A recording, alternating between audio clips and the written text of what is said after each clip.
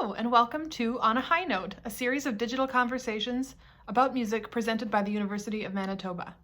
I'm delighted to be partnering with the Winnipeg Symphony Orchestra along with other professional musicians in our community here in Manitoba to create this series.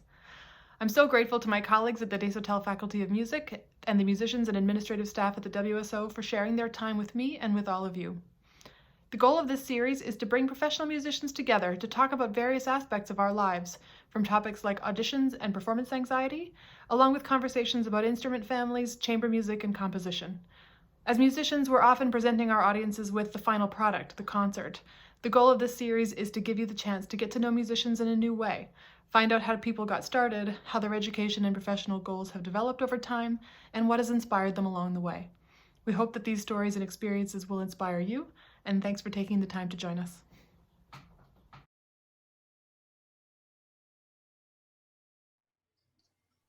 Hi, everyone, and welcome to the first of the digital conversations held by the University of Manitoba and the Winnipeg Symphony Orchestra.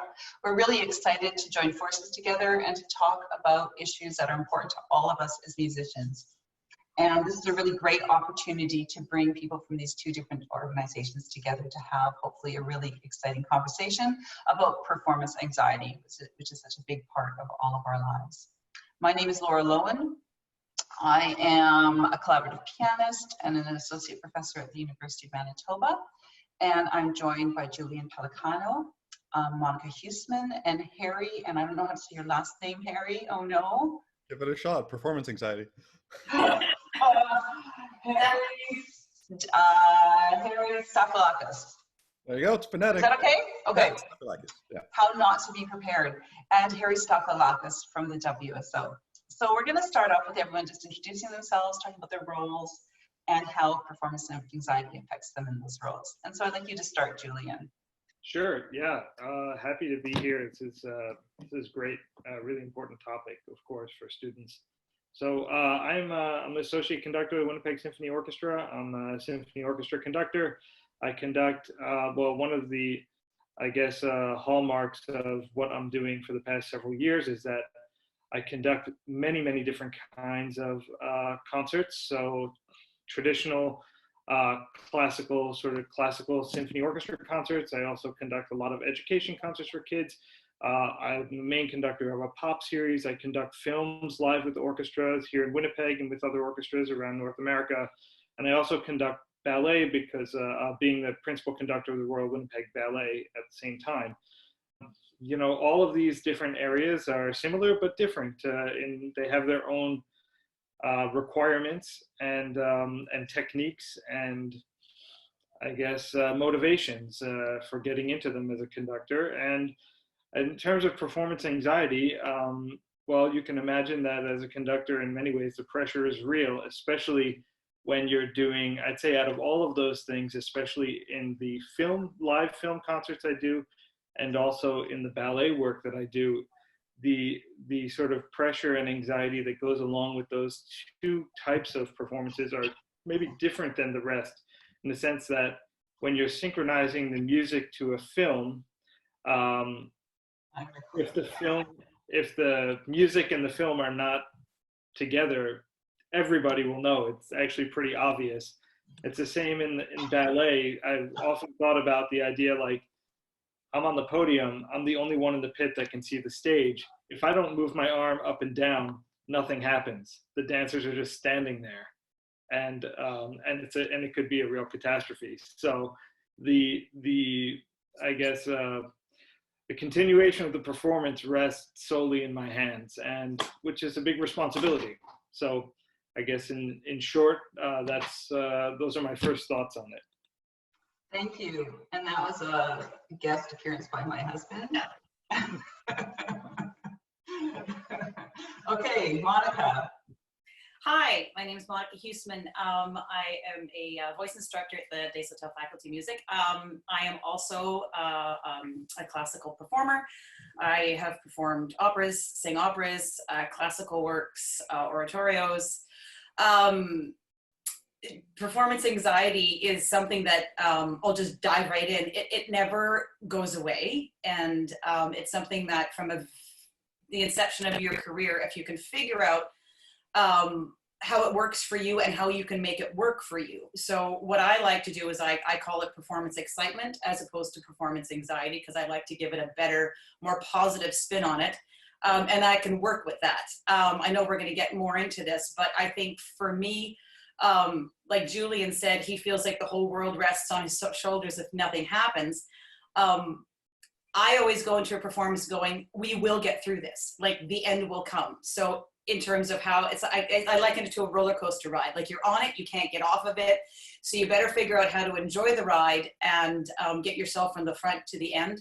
I think the biggest thing for me is practice, practice, practice, practice, practice, practice, practice, to be completely so over-prepared that if the walls fall down, you still can see your way through it. And that's how I've always approached everything that I've ever done, because there's two little voices on your shoulder every time you're backstage about to go out. The one that tells you you can't, and the one that tells you, yeah, maybe you can. So for me, I try not to focus on the one that tells me all the things that could go wrong the minute I'm out there. I try to focus on the one that's excited about the opportunity and what potentially could happen in real time. I know it's a hard thing to sort of find your way through, especially as you're going, but I know we'll talk about this more. But for me, performance anxiety, it's a real thing, and it morphs through your career. It morphs through where you're at. I'm also a teacher as well, and that's also a whole different set of skills, because not only do you perform, but you have to know what you're talking about, because you've got students in front of you that are the litmus test that will call you out on all of your stuff, which is great. So it keeps you honest. But I think that I just take my performance practices and experience and I transfer them into my teaching. It's really not that different. Practice, know your stuff, and those two things will get you through. Great, thank you. Okay, Harry. Hey, yeah, I'm Harry Stafylakis. I'm the composer in residence of the Winnipeg Symphony and co-curator of the Winnipeg New Music Festival. I'm primarily a composer, also an educator, a college lecturer. It's maybe I'm a little bit the odd man out here in that I'm not a live performer, a musical performer anymore, though I had been for many years of my life. But that certainly doesn't mean that performance anxiety doesn't come into play. It comes into play quite a bit. On the composer side, Monica, you were just talking about the teaching side of things. That's absolutely the case. I often think about the difficulties that students have speaking in a classroom, whether giving a presentation or even just engaging with the class live in the moment, and think about the amount of energy, preparation, fortitude that it takes to give 8 hours worth of prepared presentations, which is what a college instructor does, who has, say, 6 courses a week. That's a big part of the anxiety that relates to my work with the WSO. At the Winnipeg New Music Festival, I'm usually the host. I'm giving the stage chats, leading the discussion panels, a lot of public-facing stuff. And that's one major way in which it plays into my life. The other, of course, as a composer, is that I'm not the one on stage. I have no control over the situation in the moment as my music is being performed. So I have just about probably the same level of performance anxiety as the conductor and the musicians do. And I have no way of affecting it in the moment. I can just sit in the audience and stew in my anxiety and nervousness and the pressure, all the thoughts that go through our heads. How is this being received? All of the details, which I'm sure we're going to get into some detail during this discussion. In a sense, I'm being anxious for the past version of me who was doing the composing and making the decisions that led to what's happening now on stage. So it's an interesting kind of time capsule of performance anxiety, and therefore, kind of by transitivity, while I'm composing, there's often this impinging anxiety of how is this going to work? How is this going to be received by a listening audience? How effective am I being in my role as the creator of this musical work? So I suppose it's something that permeates my life in a variety of ways. And I guess I should say that the public speaking aspect of performance anxiety that's inherent in a role like mine is quite a pronounced one, especially for an introverted composer type. And so, yeah, it's something that I have to deal with regularly. And I'm sure all composers do to some degree. Thank you so much. And as a collaborative pianist, much of what you're saying certainly rings true. So I have so many different performing partners and so many different scenarios. And so for me, it's figuring out where do I fit into there, and how do I use the performance energy of this person that I often don't know very well. I could be doing like a one-off performance with somebody, and to figure out how to bring the best of myself to every situation, even though it feels like there's a lot of things that are out of my control, has been a really big learning experience for me.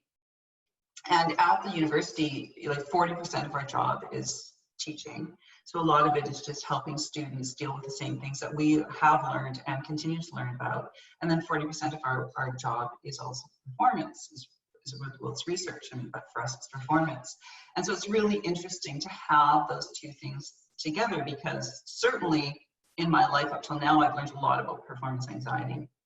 But I continue to learn it, as Monica was saying, as we're all saying, it never goes away. It changes, it morphs, but still it's something to deal with. And I love being in the situation where I am learning actively every day and then being able to transfer that to students.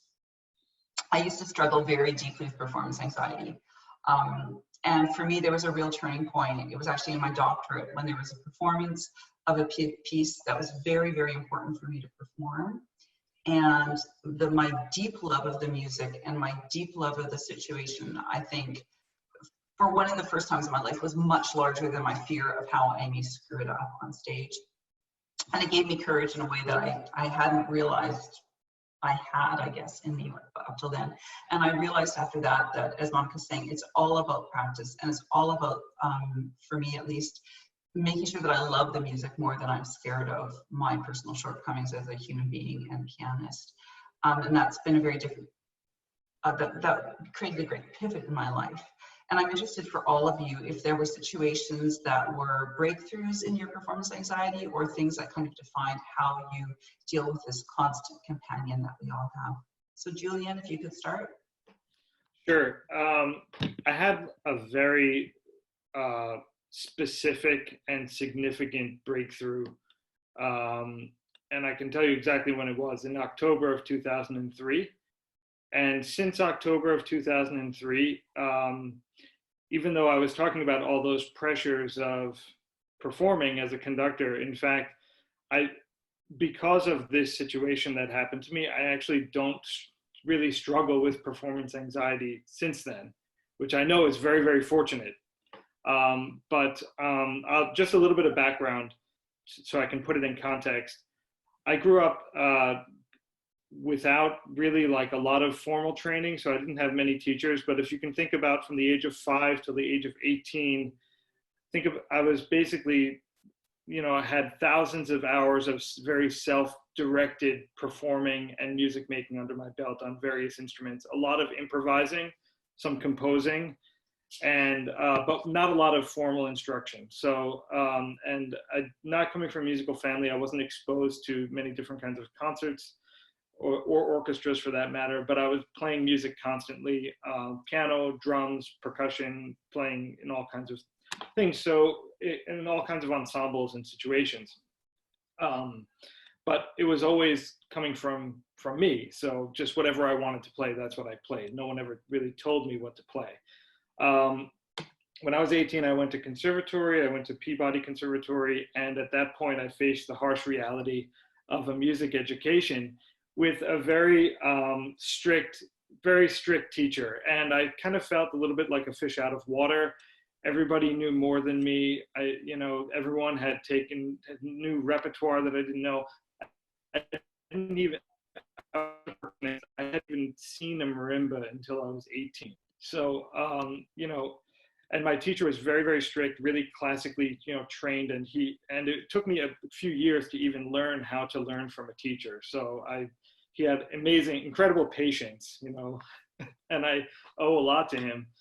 But by the end of my 5-year term at Peabody, I was doing a double degree with at Johns Hopkins as well. 5 years, and I have to say my performance anxiety was totally out of control. I could barely get on stage after that, because it seemed like after those studies, music making to me was like a life or death situation. If it wasn't perfect, you know, I felt like, you know, that it was just totally unacceptable. And so I had this, I've always been able to work hard, and I really pushed myself, you know, in that preparation mode to just practice for more hours than the next person. And the whole idea with me studying there was like, I showed up and they basically told me like, listen, you obviously have some talent, but everything you do is backwards. So they were like, if you don't practice like 6 times more than everybody else, you're not going to make it. That was basically the message. And so that's what I did. I just worked night and day. I barely slept, and my body was a physical wreck. Mentally, I was not great at the end of that. But, you know, I pushed through, but I had awful performance anxiety. So as a result of this experience, I decided I needed to get as far away from there as possible. So I moved to Sweden, and I went for some kind of a music degree at the Royal College of Music in Stockholm, where I was studying with a man named Anders Logan, who at that time, he's no longer alive, but at that time he's pretty much the most well-known and recognized Swedish percussionist, and taught almost every, you know, well-known Scandinavian percussionist up until that point. And so I just found when I got to Sweden in 2003, the whole approach to music making and teaching was completely different than what I was used to. I mean, I remember distinctly September of that year, I had shown up on a Saturday morning to the studios, and I was there at 8 o'clock in the morning, and I was practicing. A bunch of my fellow students came in, you know, at around 10 just to pick something up, and they were like, what are you doing? And I was like, well, I'm practicing. And they're like, why? It's Saturday. We should like go do something else. And I was like, what's wrong with you people? You should be practicing all day, every day. That's like how it's gonna work. But the great breakthrough was that, you know, Anders Logan's approach was that basically we should just perform all the time. And so part of the education there was we were basically on stage every week. It wasn't like at Peabody, I felt like I was practicing for like months and months for this really important concert, and the music was really complicated and it had to be right. And then you would get one chance to do it. Where in Stockholm, it was like, oh yeah, this week we're playing this, and that next week we're playing that. And every week was kind of a new thing. And Anders, what he taught me in that moment was that, I mean, I was so stressed, but he kept saying like, well, what are you trying to say with these pieces? Like, why are you even playing them?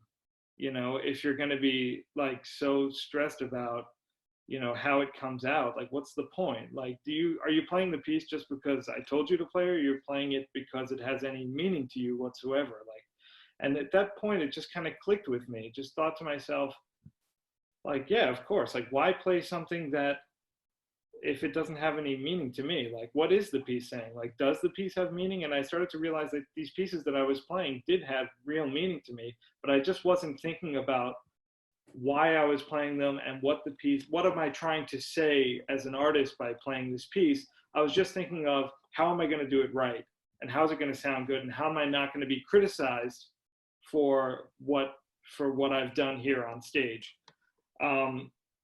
And the other part of it was that because we were performing every week, you know, these performances could not, you know, they didn't go perfectly every single time, but no matter what, everybody got together afterwards and had a drink, and it wasn't such a big deal. It was just like, okay, that's what we did this week. Let's do it again next week and it'll be better, you know? And it just changed, like, it changed me on a dime.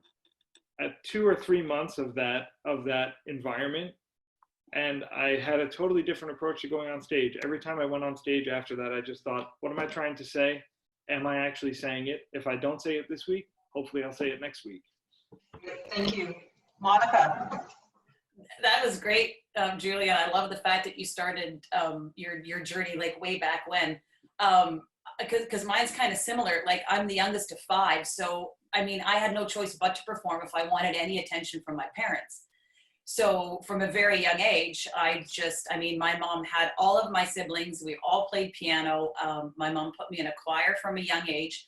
So I think growing up with music in my family, I was always performing. So there wasn't really a time where I was ever really nervous as a kid because I figured out how to perform for people. So fast forward, I didn't do an undergrad in music, which shocks most of my students. I did an undergrad in education, but I kept singing at the same time. And I had a couple of people locally tell me that, I probably should look into pursuing this. So no undergrad, so to speak, in terms of all of the courses, like how our students are so uber prepared now for what happens. Part of me was like, ignorance was bliss. Like I just knew what I knew, and that's all that I knew. And I went to opera school at U of T and auditioned, and I literally had 2 arias, and sang, and they stopped me halfway through the second aria. But I'd always had this way of being that, you know what, you just try stuff and see what happens. And I remember they stopped me halfway through on the God mic, and I was like, oh, good. Not only was I terrible, they're now going to tell me how terrible I was. And they called me up, and I'm like, oh, good. They're going to publicly berate me in front of like the 12 people on the panel. I'm like, yay. And I went up, and they're like, we just didn't want you to wait for the mail. We want you in the program next year. That's when it got real for me. I was like, okay, so now what does this mean? So I went home and spoke to my friend at the time, mentor, who's now one of my best friends, Tracy Dahl. And I said, so now what? She says, well, now you got to do the work. So, I mean, yes, I had a background in music. I performed a lot. I played a lot of music, but I didn't have the repertoire, and I certainly didn't have the technical knowledge.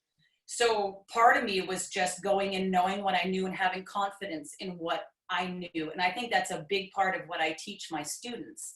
It's like, do the best with what you have right now, not where you see yourself being or perfection, because it doesn't exist. So I kind of lived in a little bit of a bubble, which served me well. So fast forward, I get into opera school. I get taken under the wing of Mary Morrison, who's one of the most amazing teachers ever.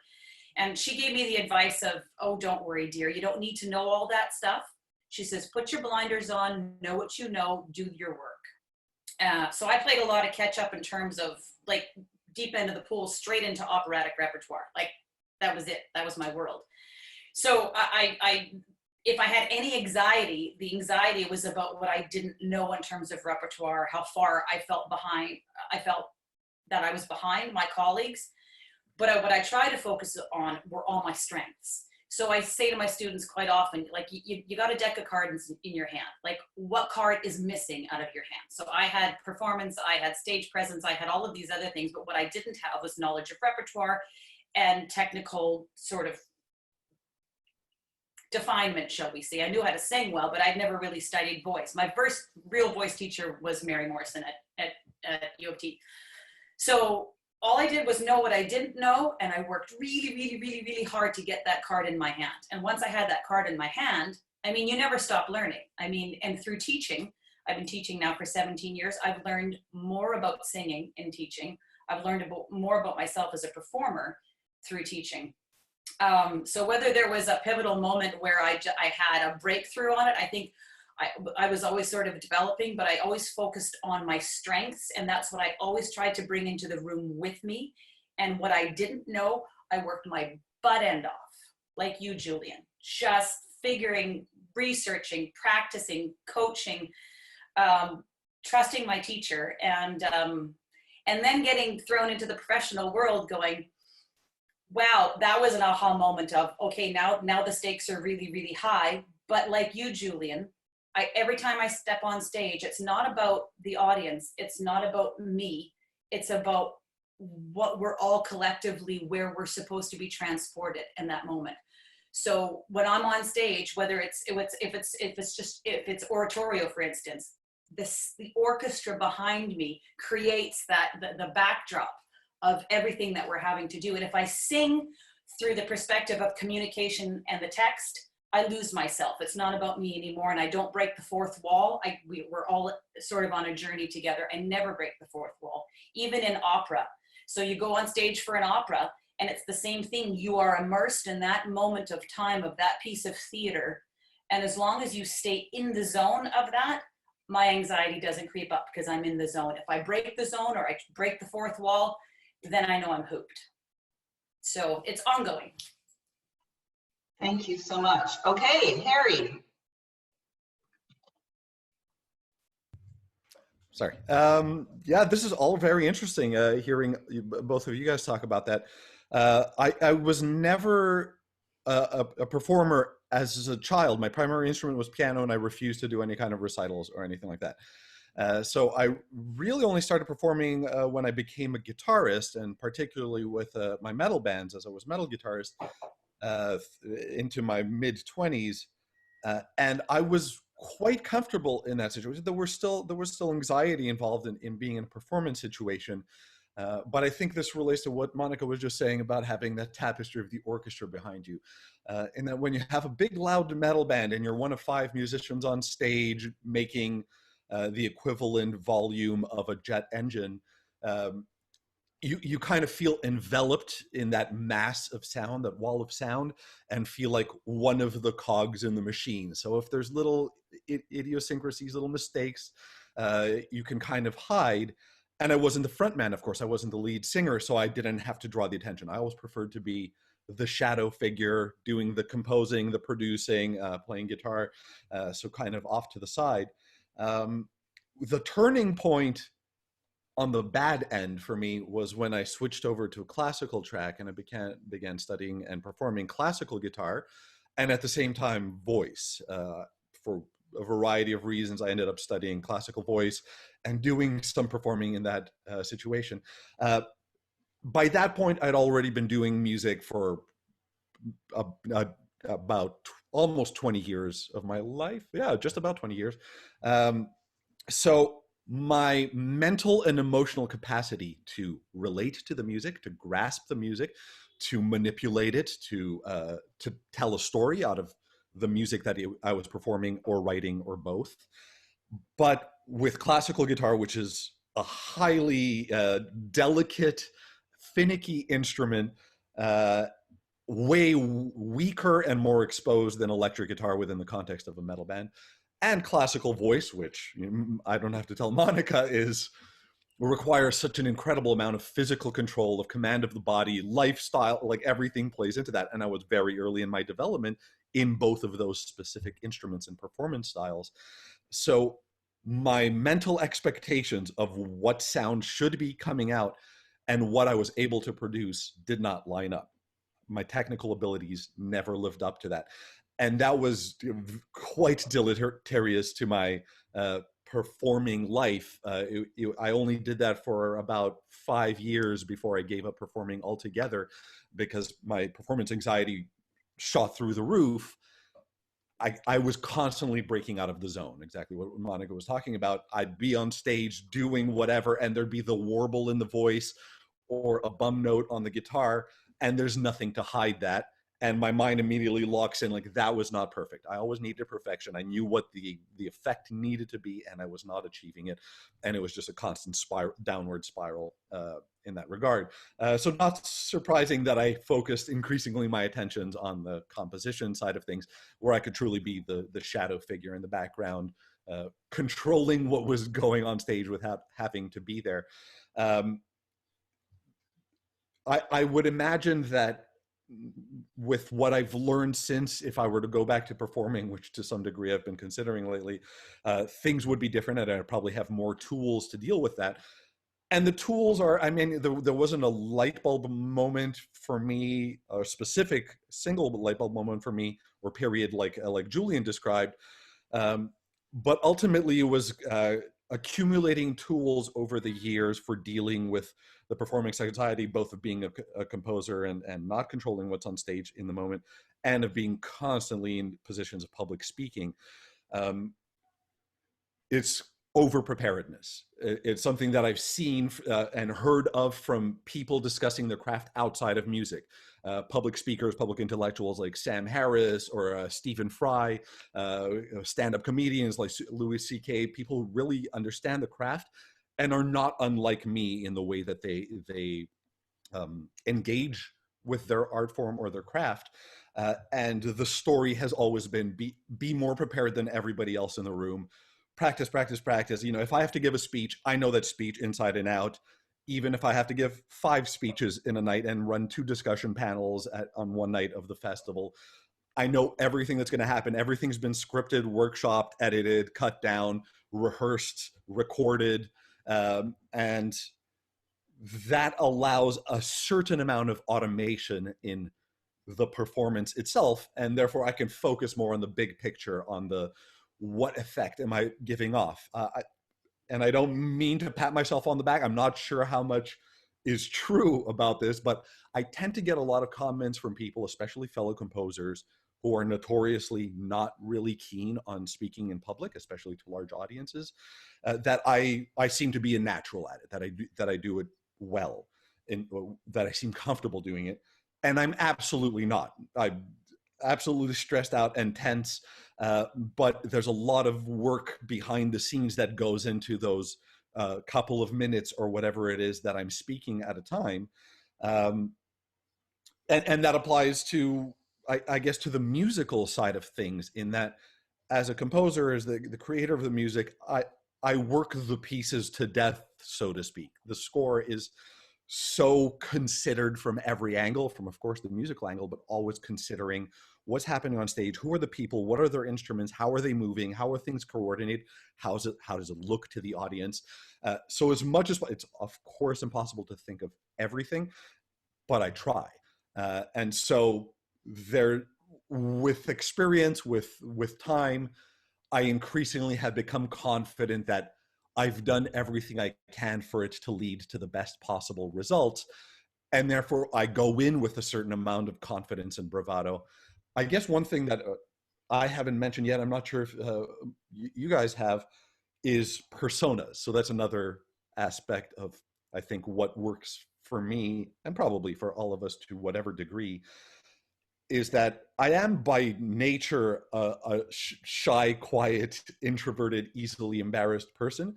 And I think I don't tend to come off that way because I very consciously put on a persona when I'm in a speaking situation. I have it on right now. This is not how I am when I'm by myself and thinking about being in a public situation. I put on the persona that is the confident, outgoing, in control, ready to pull out the vocabulary, the erudition, the knowledge at a moment's notice, at the drop of a dime. And, you know, it's never perfect, and we all have our tics and ums and whatnot. But I find that's a major aspect of it, you know, thinking like, how would Barack Obama behave in this kind of situation?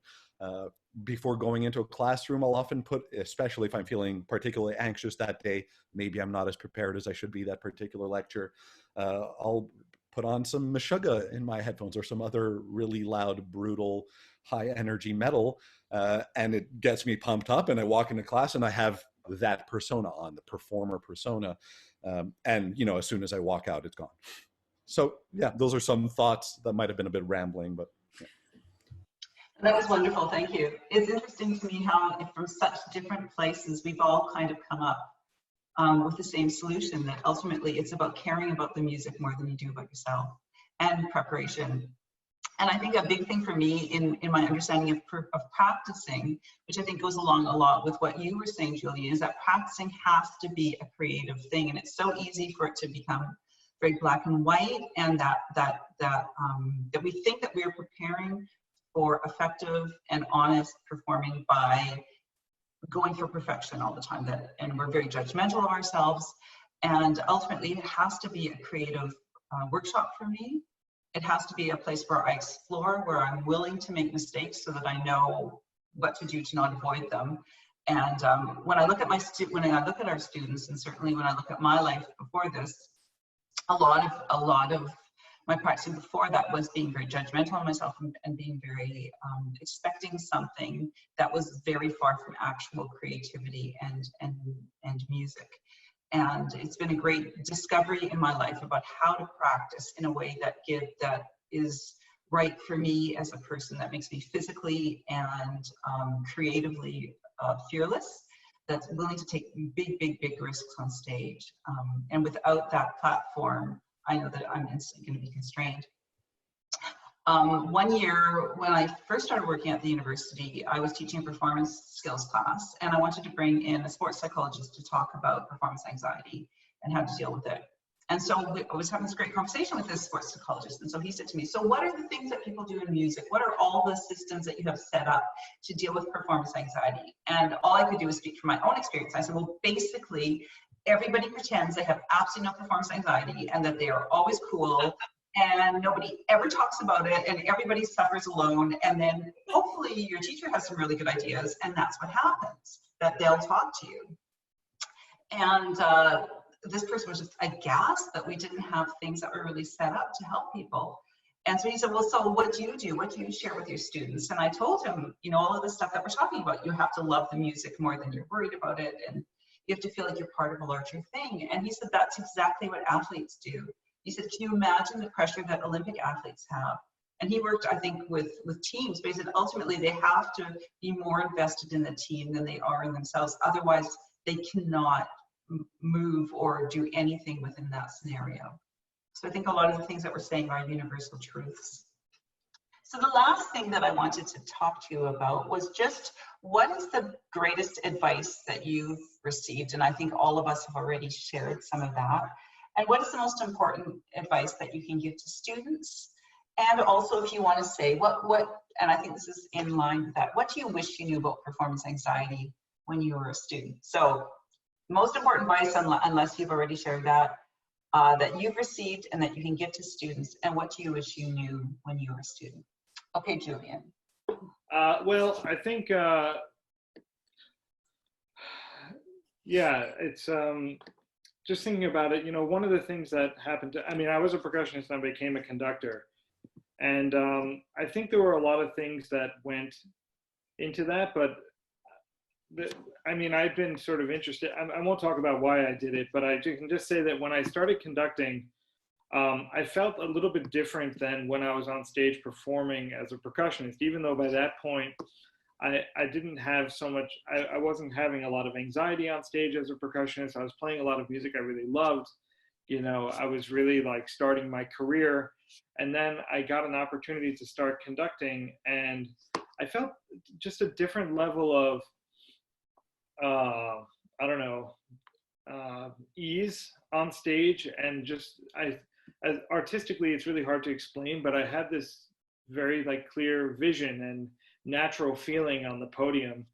And just talking to my teachers and just my own personal feeling, I kind of just came to the conclusion, like, this is what I think I should be doing. And I was already 27 by that point, which is kind of late by conductor standards to start conducting a lot, these days at least.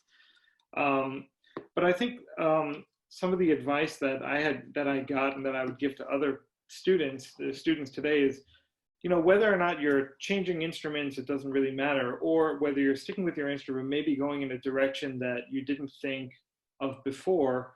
Just try to find, like, what is the repertoire, what is the style of playing, what is the style of presentation and execution that feels most natural to you.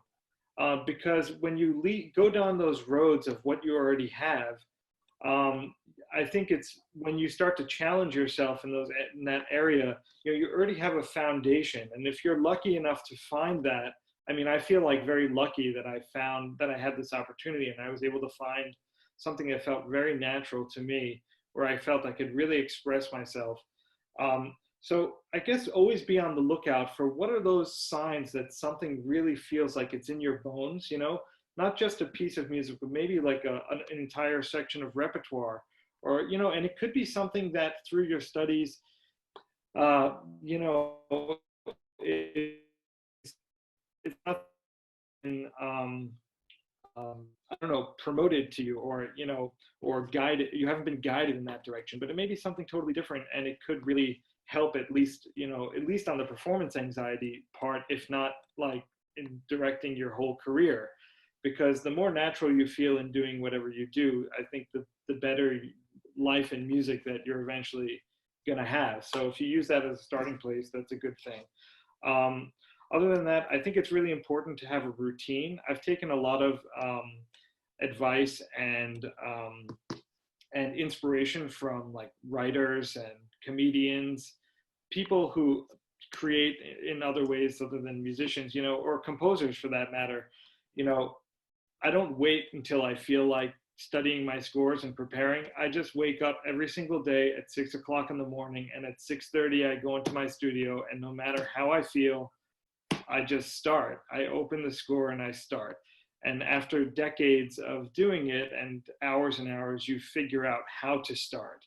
What are the first things you're going to do every day that get you going? Because that's the hardest part, right, of almost anything, is just starting it. And so having that routine of working, but also in terms of, that's the preparation side. It's like, just do it every day.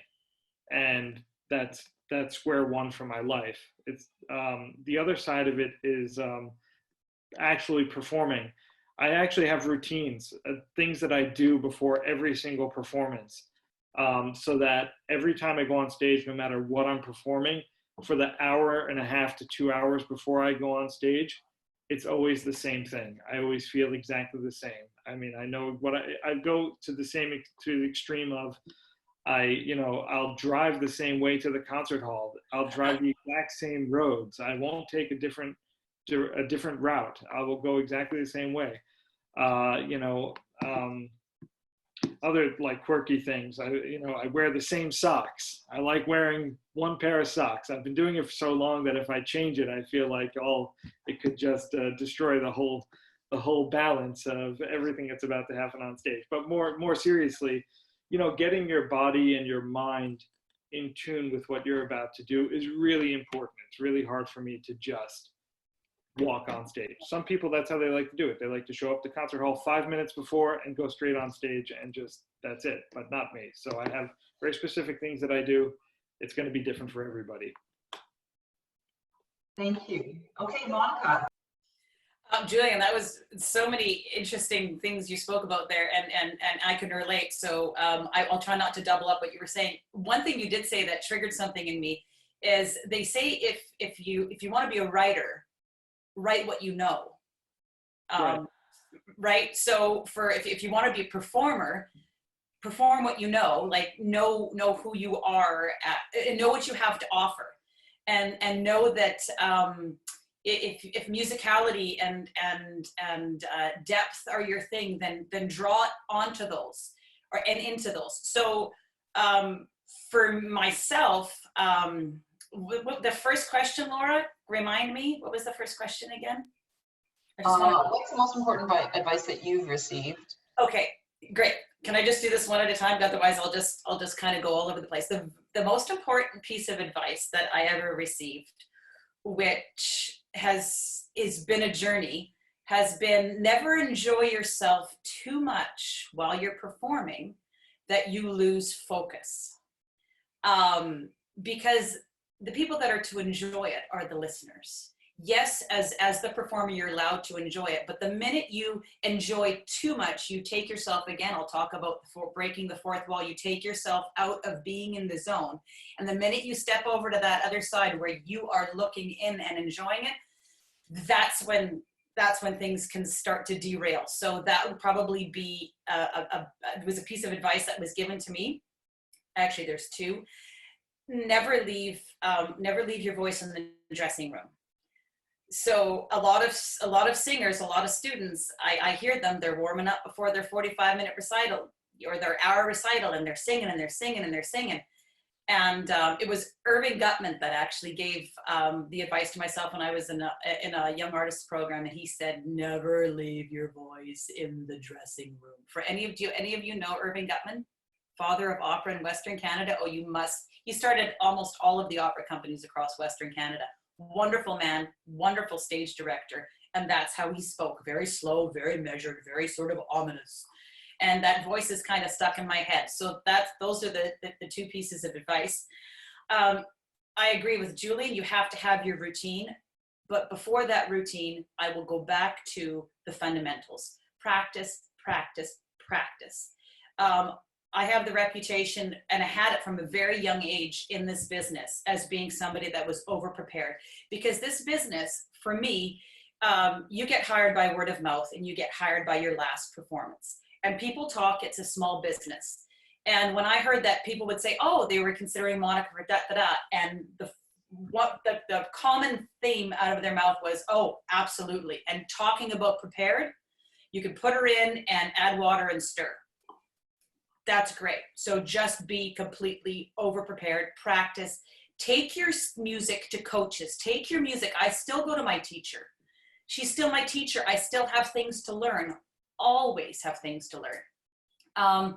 Routine, I agree with Julian, like huge. My routine, the day of a show, never changes. It involves exercise. It involves eating, right? Eating the same things.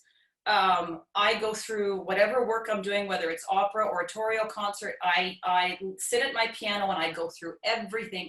Thankfully I can play. I don't sing, but I go through everything I'm going to sing that day. So it's front and center on my Rolodex, so that when I'm in the theater that night, I've already visited it once in my brain. So I'm not like trying to recall from the recesses.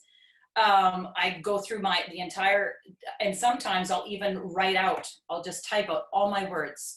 For opera, for instance, I mean, that's all oratorio, great. You've got sort of the crutch of the score in front of you that you can check in on, but opera, you don't. So I will write out my entire text of everything I'm going to say that day, so that I don't have a memory slip. In terms of getting to the theater, again, I don't talk to people much that day. I'm very closed. I go into the zone very early in the day and I stay in that zone. I get to the theater. Wig people know, hair people know, makeup people know. Let people know your routine so that they don't feel like you're being standoffish, but that you have your zone. This is a funny one. No caffeine. Because I did a school show once. This is kind of anecdotal and kind of funny. Part of paying your dues and being a young artist program is doing school tours of operas, condensed 45 minutes. And we were at the tail end of a 6-week run of 2 shows a day, exhausted. I was the driver of the equity van because we ran out of money for that. And we were, the last show, between the 2 shows, we all went to Starbucks and I had a quadruple espresso. And the conductor said, our pianist, Les Dalla, who also conducted the show, we got to the end of Hansel and Gretel. Finished the show, we're all like, oh, we're done. And he goes, do you realize that you shaved 4 minutes off the show? Because I sang so fast. So I don't do caffeine, very much stick to a routine, and just know yourself. And like you, Julian, just research people, talk to people, watch people. Harry, I find it funny that you're talking about how that you're an introvert, you don't really like talking in public. Singers hate this. Singers hate talking in public. We like a script, we like to be over-prepared, we like to learn it, we like to present it, and we like to walk away. So kudos to you for overcoming that, or being so easy about that. Did I answer all your questions, Laura? Yes, that was wonderful. Thank you very much. Okay, Harry, it's your turn. Well, thank you, Monica. I wouldn't say that I've overcome it. Every day in that role is overcoming it over and over again, which I'm sure you sympathize with.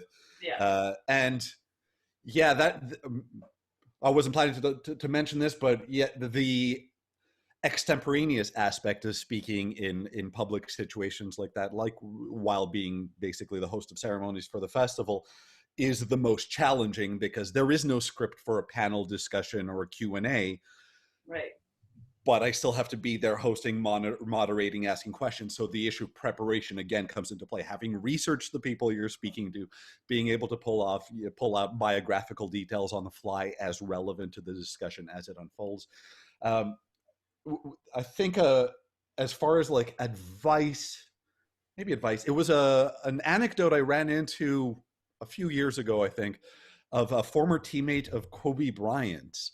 I think I've talked about this before on the podcast or something. He related an anecdote where he showed up to the gym 4 hours before practice.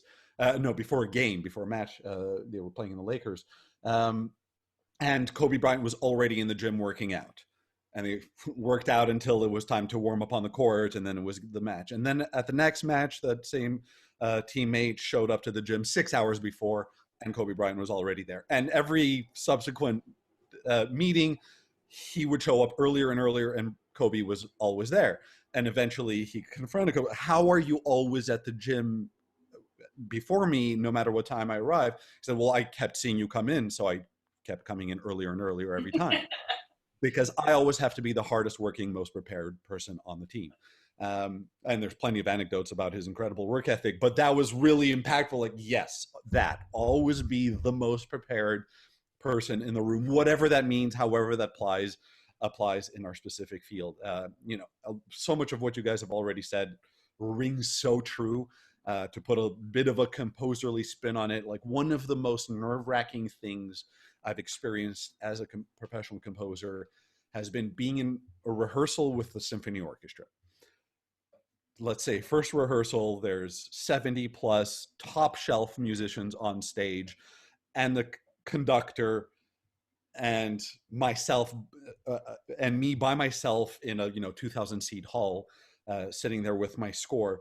And typically the orchestra does a run through, maybe work on a couple things, and then the conductor turns around, maestro, any comments?